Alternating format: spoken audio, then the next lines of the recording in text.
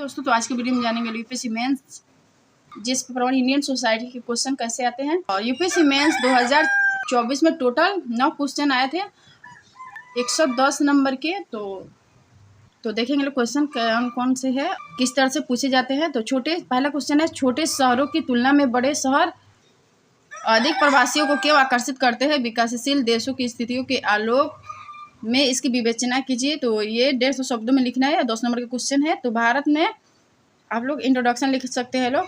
भारत में आमतौर पर सामान्यतः दुनिया के अन्य विकासशील देशों में ग्रामीण शहरी प्रवास एक प्रमुख घटना है जो मुख्यतः विकास में ग्रामीण नगरीय विषमता का परिणाम होता है। और भारत में और अन्य विकासशील देशों में यह प्रवास छोटे शहरों की तुलना में बड़े शहरों में अधिक देखा गया है। और इसके निम्न कारण उत्तरदायी है। तो कौन कौन से कारण हैं? तो पहला पॉइंट इसमें आ जाएगा, व्यापार एवं आर्थिक गतिविधियों के केंद्र होने के कारण बड़े शहरों में रोजगार एवं आर्थिक अवसरों की अधिक उपलब्धता। और दूसरा कारण है, बृहद अर्थव्यवस्था के कारण बड़े शहरों में उच्च वेतन एवं आर्थिक सुरक्षा की उपलब्धता।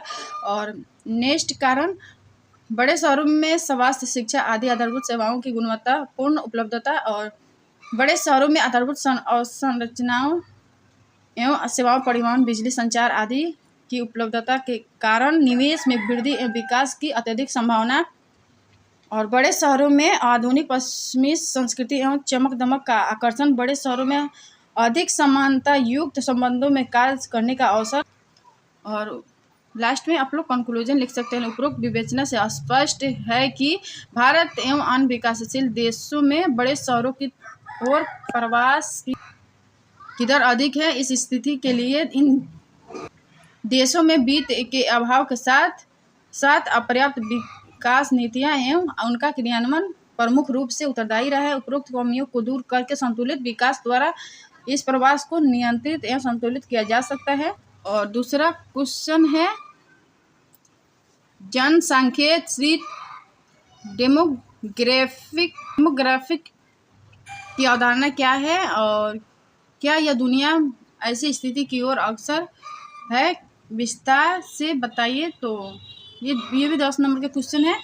तो जनसांख्यिकीय शब्द एक जनांकीय घटना को परिलक्षित करता है जहां किसी देश में जन्म दर में और जनसंख्या वृद्धि में तीव्र गिरावट आती है, जिससे जनसंख्या संरचना में वृद्धों के अनुपात में वृद्धि और युवाओं के अनुपात में कमी आती है। वृद्धों के अनुपात में वृद्धि और युवाओं के अनुपात में कमी आती है। वर्तमान में इस घटना को नकारात्मक अर्थ में देखा जा रहा है, क्योंकि इसका सामाजिक आर्थिक प्रभाव कई रूपों में नकारात्मक है, जैसे कार्यशील जनसंख्या में कमी और निर्भर जनसंख्या में वृद्धि और स्थिर आर्थिक विकास और अंतर्राष्ट्रीय प्रवास में वृद्धि एवं इससे उत्पन्न समस्याएं। और वर्तमान में दुनिया के कई देशों में, विशेष रूप से एशिया, यूरोप और उत्तरी अमेरिका के कई हिस्से इसका सामना कर रहे हैं, जिनको 2023 के TFR के आंकड़ों में देखा जा सकता। तो TFR का मतलब होता है टोटल फर्टिलिटी रेट। तो कुल प्रजनन दर इटली के देखेंगे लोग तो 1.29 है, जर्मनी के 1.35 है और स्पेन के 1.39 है और दक्षिण कोरिया के 0.72 है और जापान के 1.20 है, चीन के 1.70 है और ऑस्ट्रेलिया के देखेंगे लोग तो 1.58 है। और इस स्थिति के लिए कई कारण उत्तरदायी रहे हैं। आधुनिक शिक्षा के प्रसार के साथ छोटा परिवार के पक्ष में धारणा मजबूत और तीव्र आर्थिक विकास एवं शहरीकरण फलतः छोटा परिवार के पक्ष में धारणा मजबूत और महिला सशक्तिकरण फलतः प्रजनन के प्रति उदासीनता और अधिक आयु में गिरावट और विवाह एवं प्रजनन के प्रति नकारात्मक दृष्टिकोण का विकास। और अस्पष्टता जनसांख्यिकीय शीत एक नवीन अवधारणा है जो जनसंख्या संरचना में बदलाव और उसके सामाजिक आर्थिक प्रभाव का एक नकारात्मक तस्वीर प्रस्तुत करता है। फलतः जरूरी है जनसंख्या नीतियों में अनुकूल सुधार द्वारा उपरोक्त स्थिति में बचा जाए ताकि संतुलित जनसंख्या और आर्थिक विकास को गति मिल सके। और तीसरा क्वेश्चन है लैंगिक समानता, लैंगिक निष्पक्षता एवं महिला सशक्तिकरण के बीच अंतर को स्पष्ट कीजिए। कार्यक्रम की परिकल्पना और कार्यान्वयन में लैंगिक सरोकारों को ध्यान में रखना क्यों महत्वपूर्ण है। तो लैंगिक समानता को से तात्पर्य सभी लिंगों के वर्गों को सभी क्षेत्रों में समान अधिकार, अवसर व स्वतंत्रता से है। उदाहरण के लिए शिक्षा, रोजगार आदि में लिंग के आधार पर कोई भेदभाव न किया जाए। लैंगिक निष्पक्षता में देखेंगे लोग तो लिंग के आधार पर ऐतिहासिक भेदभावों की समाप्ति व आगे लैंगिक भेदभावों को समाप्त करना। उदाहरण के लिए समलैंगिकों वर्गों को संवैधानिक अधिकारों की गारंटी। और महिला सशक्तिकरण में देखेंगे तो महिलाओं को विकास के सभी क्षेत्रों आर्थिक, सामाजिक, राजनीतिक आदि दृष्टिकोण से आगे बढ़ने के अवसर। तो लैंगिक ये समानता और महिला सशक्तिकरण और लैंगिक निष्पक्षता, तो तीनों के ये जो क्षेत्र है समावेशी समाज और विकास के क्षेत्र। कार्यक्रम की परिकल्पना और कार्यान्वयन में लैंगिक सरोकारों को ध्यान में रखना क्यों महत्वपूर्ण है। तो पहला है संवैधानिक मूल्यों की रक्षा, न्याय, समानता, स्वतंत्रता, समता। और दूसरा है विभिन्न लिंग समूह के प्रति समलैंगिक व महिलाओं के मुद्दों के प्रति जागरूकता। और तीसरा न्यायपूर्ण समाज की स्थापना, किसी भी वर्ग के प्रति भेदभाव की समाप्ति। चौथा है सामाजिक सशक्तिकरण, तो लिंग के आधार पर कोई भेदभाव नहीं, महिला सशक्तिकरण। और थर्ड जेंडर, रोजगार अवसर।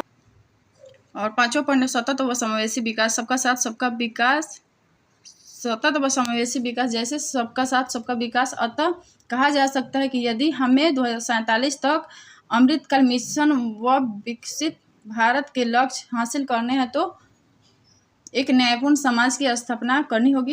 और चौथा क्वेश्चन है समान सामाजिक आर्थिक पक्ष वाली जातियों के बीच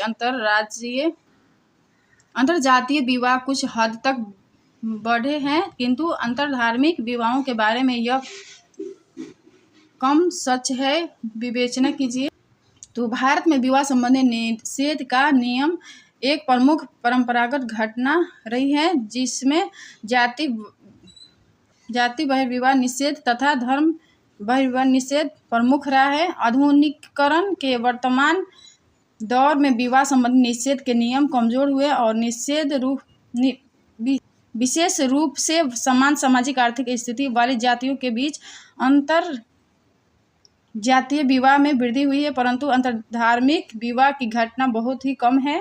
उपरोक्त स्थिति के लिए निम्न कारकों को उत्तरदायी ठहराया जा सकता है। परंपरागत रूप से अंतरधार्मिक संबंधों में अत्यधिक दूरी की विद्यमानता और जाति की तुलना में अंतरधार्मिक समूहों में धार्मिक पहचान एवं मूल्यों के संदर्भ में अत्यधिक अंतर और विवाह संबंधी धार्मिक कानून एवं प्रथाओं में अत्यधिक विरोधाभास और वैश्वीकरण जनित पहचान संकट, धार्मिक अंतर, निर्जातीयता में वृद्धि, धार्मिक कट्टरतावाद एवं सांप्रदायिकता में वृद्धि, फलतः अंतरधार्मिक विवाह का परिवार एवं समुदाय द्वारा विरोध, बहिष्कार एवं प्रतिष्ठा हत्या और धर्म के राजनीतिकरण, फलतः अंतरधार्मिक विवाह का राजनीतिक विरोध।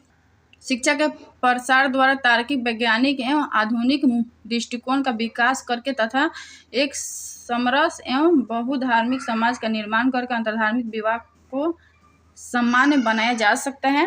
और पांचवा क्वेश्चन विकास के सामाजिक आर्थिक मुद्दों से निपटने के में सरकार, गैर सरकारी संगठनों एवं निजी क्षेत्रों के बीच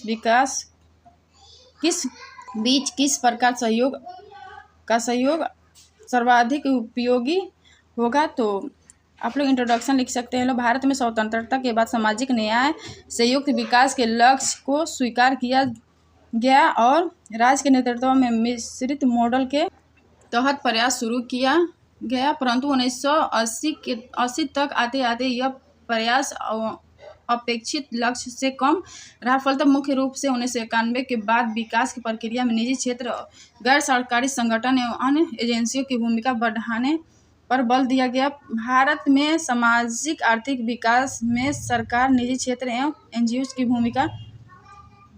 तो पहला पॉइंट इसमें आ जाएगा सरकार की भूमिका और निजी क्षेत्र की भूमिका और एनजीओ की भूमिका। तो सरकार की भूमिका देखेंगे तो बुनियादी ढांचा विकास, और दूसरा है नीति निर्माण और सामाजिक कल्याण कार्यक्रम, शैक्षिक सुधार और स्वास्थ्य सेवा सुधार, रोजगार सृजन और सामाजिक न्याय। और निजी क्षेत्र की भूमिका में देखेंगे लोग तो आर्थिक विकास, रोजगार सृजन और नवाचार और प्रौद्योगिकी, सामाजिक विकास हो गया और निर्यात, उदाहरण के लिए आईटी उद्योग, दवा उद्योग और खुदरा क्षेत्र अन्न। और एनजीओ की भूमिका में देखेंगे लोग तो शिक्षा, स्वास्थ्य, गरीबी उन्मूलन, महिला सशक्तिकरण और पर्यावरण संरक्षण, सामुदायिक विकास, लोकतांत्रिक भागीदारी।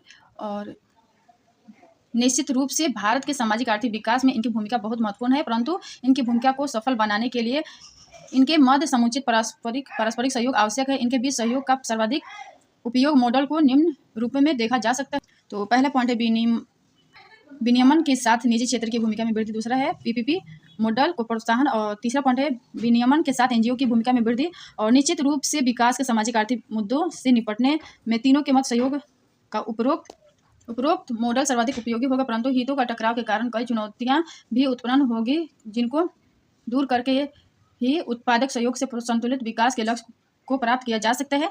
और नेक्स्ट क्वेश्चन है यूपीएससी मेंस 2024 के इंडियन सोसाइटी के क्वेश्चन है। तो क्वेश्चन नंबर 6 है, क्षेत्रीय असमानता क्या है, यह विविधता से किस प्रकार भिन्न है, भारत में क्षेत्रीय असमानता का मुद्दा कितना गंभीर है। तो सबसे पहले इंट्रोडक्शन देखेंगे लोग तो क्षेत्रीय असमानता का तात्पर्य किसी देश के विभिन्न क्षेत्रों में संसाधनों, विकास और अवसरों के असमान वितरण से है, जिससे आर्थिक विकास और जीवन स्तर में असंतुलन पैदा होता है। और क्षेत्रीय असमानता और विविधता के बीच अंतर तो आर्थिक बनाम सांस्कृतिक फोकस। क्षेत्रीय असमानता आर्थिक विकास से संबंधित है, जबकि विविधता भाषा और परंपराओं जैसे सांस्कृतिक अंतरों और मानव योग बनाम अमूर्त। तो असमानता को सरल घरेलू उत्पाद, साक्षरता और स्वास्थ्य जैसे मापन योग संकेतकों के माध्यम से मापा जा सकता है, जबकि विविधता अधिक अमूर्त है। और समावेशी बनाम अन्य विविधता, तो समावेशी और मनाई जाने वाली होती है, जबकि असमानता अनन्य होती है और असमानता का परिणाम होती है। उदाहरण के लिए पूर्वोत्तर सांस्कृतिक रूप से समृद्ध और विविध है, सकारात्मक बनाम नकारात्मक। जहाँ विविधता समृद्ध विरासत को दर्शाती है, वही असमानता आर्थिक पिछड़ेपन और असमानता को दर्शाती है। भारत में क्षेत्रीय असमानता के मुद्दे की गंभीरता, तो उत्तर दक्षिण विभाजन, उत्तरी और दक्षिणी राज्यों के बीच आय का अंतर गंभीर क्षेत्रीय असमानताओं को उजागर करती है। औद्योगिक असमानता, तो अपने प्राकृतिक संसाधन संपदा के बावजूद छत्तीसगढ़ अपर्याप्त बुनियादी ढांचे और निवेश के कारण औद्योगिक असमानता का सामना कर रहा है। और कृषि संकट वाले क्षेत्र लगातार पीड़ित है, जबकि अन्य आर्थिक विकास का अनुभव कर रहे हैं। उदाहरण के लिए महाराष्ट्र का विदर्भ क्षेत्र उच्च किसान आत्महत्याओं से ग्रस्त है, जबकि पश्चिमी महाराष्ट्र की समृद्धि इसके विपरीत है। और क्षेत्रीय अशांति में देखेंगे लोग तो विकास प्रयासों में कथित उपेक्षा के कारण असमानता अक्सर क्षेत्रीय अशांति और उग्रवाद को बढ़ावा देती है। उदाहरण के लिए नागालैंड और मणिपुर में उग्रवाद, तो प्रवासन के मुद्दे में देखेंगे तो असमानताओं के कारण अविकसित क्षेत्रों से अधिक समृद्ध क्षेत्रों की ओर बड़े पैमाने पर पलायन होता है। और भारत में क्षेत्रीय असमानता को दूर करने के लिए आगे का रास्ता, तो संतुलित क्षेत्रीय विकास नीतियाँ, पिछड़े क्षेत्रों में बुनियादी ढांचे को बढ़ावा देना। और तीसरा पॉइंट है निजी निवेश को प्रोत्साहित करना। और नेक्स्ट पॉइंट स्थानीय शासन को सशक्त बनाना और केंद्रित कौशल विकास कार्यक्रम अविकसित क्षेत्र। और भारत की विकास यात्रा में क्षेत्रीय असमानता एक गंभीर चुनौती बनी हुई है, जिसमें विभिन्न क्षेत्रों में आर्थिक विकास, बुनियादी ढांचे और सामाजिक विकास में भारी अंतर है। इन असमानताओं को दूर करने के लिए समग्र नीतियों, बढ़े हुए निजी निवेश और विकेंद्रीकृत शासन की आवश्यकता है। नेक्स्ट क्वेश्चन है समानता और सामाजिक न्याय की व्यापक नीतियों के बावजूद अभी तक वंचित वर्गों को संविधान द्वारा परिकल्पित सकारात्मक कार्रवाई का पूरा लाभ नहीं मिल रहा है। टिप्पणी कीजिए। तो आज़ादी के बाद विभिन्न सरकारों द्वारा संवैधानिक लक्ष्यों व मूल्यों के अनुसार देश में वंचित वर्ग के उत्थान के लिए अनेक सकारात्मक प्रयास किए, लेकिन अभी भी उसका पूरा लाभ नहीं मिल रहा है। तो स्वतंत्रता के 76 वर्षों में निश्चित रूप से समाज के वंचित वर्गों की स्थिति में सुधार संभव हुआ है, परंतु अभी भी यह अपेक्षित लक्ष्य से दूर है और वंचित समूहों को पूरा लाभ नहीं मिल पाया है। और आज भी ये सीमांत समूह के रूप में विद्यमान है, जैसे एससी में सीमांतता का स्वरूप और एसटी में सीमांतता का स्वरूप, ओबीसी में सीमांतता का स्वरूप, महिलाओं में सीमांतता का स्वरूप, अल्पसंख्यकों में सीमांतता का स्वरूप।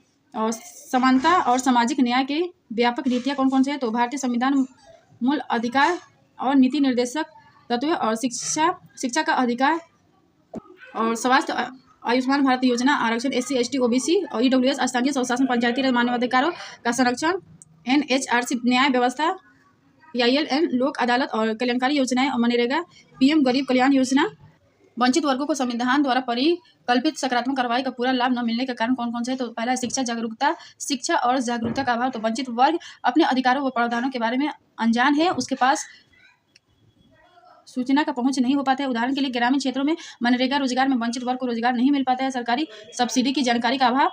और दूसरा है प्रशासन में भ्रष्टाचार का कर्तव्य निष्ठा की कमी। तो संसाधनों में लिंकेज की समस्याएं और प्रशासन द्वारा भ्रष्ट आचरण के कारण और जन भागीदारी सुनिश्चित नहीं हो पाती है। और तीसरा पॉइंट सामाजिक पूर्वाग्रह और भेदभाव। तो महिलाओं को पितृसत्तात्मक व्यवस्था के शिक्षा और कौशल विकास के अवसर नहीं मिल पाते हैं। अनुसूचित जातियों के साथ जातिगत छुआछूत व हिंसा की घटनाएं। और चौथा पॉइंट आर्थिक असमानताएं। तो वंचित वर्ग सरकारी योजनाओं का अधिक लाभ नहीं मिल पाते हैं। उदाहरण के लिए कृषि सब्सिडी का अधिकतर लाभ बड़े किसान उठाते हैं। पांचवा पॉइंट क्षेत्रीय विकास में असमानता। तो उत्तरी पूर्वी राज्यों में आधारभूत ढांचे के विकास की कमी और उग्रवाद और तस्करी के विकास में बाधा। छठा पॉइंट है प्रभावी निगरानी तंत्र का अभाव। तो सरकारी योजनाओं के क्रियान्वयन में प्रभावी निगरानी तंत्र के अभाव में संसाधनों का विनाश होता है। और समाधान और सुझाव देखेंगे लोग तो लोक सेना गारंटी कानून और राज्य स्थान मध्य प्रदेश लोक सेना गारंटी कानून जैसे राजस्थान और मध्य प्रदेश। और सुशासन को बढ़ावा, त्वरित विकास और गवर्नेंस को बढ़ावा, ऑनलाइन शिकायत निवारण तंत्र, जन भागीदारी बढ़ाने के प्रयास, लोक सेवा का विकेंद्रीकरण। और लास्ट में कंक्लूजन लिख सकते हैं लोग। उपयुक्त विश्लेषण के आधार पर कहा जा सकता है कि सबका साथ सबका विकास तभी संभव होगा जब वंचित वर्गों को भी विकास की मुख्य धारा में शामिल किया जाए। क्वेश्चन नंबर 9 है वैश्वीकरण ने विभिन्न वर्गों की कुशल युवा एवं अविवाहित महिलाओं द्वारा शहरी प्रवास में वृद्धि की है। इस प्रवृत्ति ने उनकी व्यक्तिगत स्वतंत्रता एवं परिवार के साथ संबंधों पर क्या प्रभाव पड़ा है? तो भारत में वैश्वीकरण के प्रभाव स्वरूप कुशल युवा एवं अविवाहित महिलाओं के शहरी प्रवास में वृद्धि व अविवाहित महिलाओं को शहरों में रोजगार, अच्छा करियर विकल्प, आज़ादी से जीने और सामाजिक गतिशीलता के बेहतर अवसर प्रदान किए हैं। व्यक्तिगत स्वतंत्रता और पारिवारिक संबंधों पर प्रभाव। तो सकारात्मक प्रभाव में देखेंगे लोग तो व्यक्तिगत स्वतंत्रता, दूसरा है पारिवारिक संबंध। दो भागों में बांट कर देखेंगे। पहले है आर्थिक स्वतंत्रता, आत्मनिर्भरता। आर्थिक स्वतंत्रता से आत्मनिर्भरता होगी तो व्यक्तिगत आय में वृद्धि होगी। और दूसरा है उदाहरण के लिए दूसरा पॉइंट है उदार सोच संतुलन। तो उदार सोच संतुलन से व्यक्तिगत निर्णयों में संकीर्णता कम होगी। और तीसरा पॉइंट है सामाजिक स्वतंत्रता से पितृसत्तात्मक निर्णयों का प्रभाव कम होगा तो खुलकर जीवन जीने का अवसर मिलेगा। और चौथा पॉइंट है बेहतर रोजगार का अवसर से महिला श्रम बल भागीदारी में वृद्धि होगी। और पारिवारिक संबंध में देखेंगे लोग तो पहला पॉइंट पारिवारिक आर्थिक जिम्मेदारियों में महिलाओं की भूमिका में वृद्धि होगी तो निर्णय निर्माण का प्रभाव। और दूसरा पॉइंट है पारिवारिक निर्णय में भी उदार सोच का संरचना से अपने भाई बहनों के बारे में प्रगतिशील सोच। और तीसरा पॉइंट अपने परिवार और समाज पर सकारात्मक प्रभाव से शहरी सकारात्मक मूल्यों का संचरण से रूढ़िवादिता कम होगी। और आत्मनिर्भरता से शादी का निर्णय और रहन सहन और पहनावा। और चौथा पॉइंट है परिवार की आर्थिक आत्मनिर्भरता का प्रभाव सभी सदस्यों पर। और पांचवा पॉइंट परिवार पर शादी का आर्थिक बोझ व बढ़ावा कम और दबाव कम। और छठा पॉइंट है अंतर्जातीय व अंतरधार्मिक विवाह में वृद्धि होगी।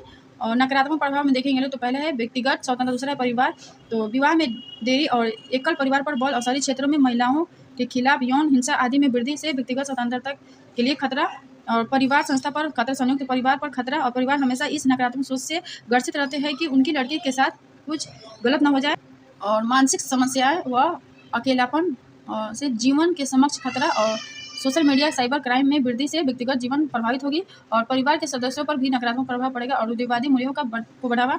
और लास्ट में कंक्लूजन लिख सकते हैं लोग उपयुक्त विश्लेषण के आधार पर कहा जा सकता है कि वैश्वीकरण के सकारात्मक और नकारात्मक प्रभावों ने महिलाओं के निर्णयों को प्रभावित किया है। और लास्ट क्वेश्चन है इस अभिमत का आलोचनात्मक विश्लेषण कीजिए कि भारत की सांस्कृतिक विविधता और सामाजिक आर्थिक सीमांतताओं के बीच एक गहरा संबंध है। तो भारत में उच्च सांस्कृतिक विविधता पाई जाती है जिसका संबंध इतिहास, भूगोल, प्रवास व सामाजिक आर्थिक परिस्थितियों के साथ गहराई से जुड़ा हुआ है। और सांस्कृतिक विविधता और सामाजिक आर्थिक सीमांतताओं के बीच एक गहरा संबंध। तो इसे दो भागों में बांटकर देखेंगे। पहला सांस्कृतिक विविधता स्थान और समय, और सामाजिक आर्थिक सीमांतता। तो सांस्कृतिक विविधता में जाति, धर्म, भाषा, निर्जाति, जनजातीय संस्कृति और सामाजिक आर्थिक विविधता में देखेंगे, समानता में देखेंगे लोग तो गरीबी, आर्थिक पिछड़ापन, कुपोषण, निम्न साक्षरता, कुशल कौशल विकास व वंचित वर्ग। और पहले पॉइंट है ऐतिहासिक दृष्टिकोण, तो जाति, जनजाति एवं धर्म के आधार पर भेदभाव से सामाजिक आर्थिक समानताएं पैदा हुई है। दूसरा पॉइंट धार्मिक अल्पसंख्यक व सामाजिक आर्थिक समानता, कई धर्मों से शिक्षा व रोजगार के स्तर कमजोर होने से विकास की मुख्य धारा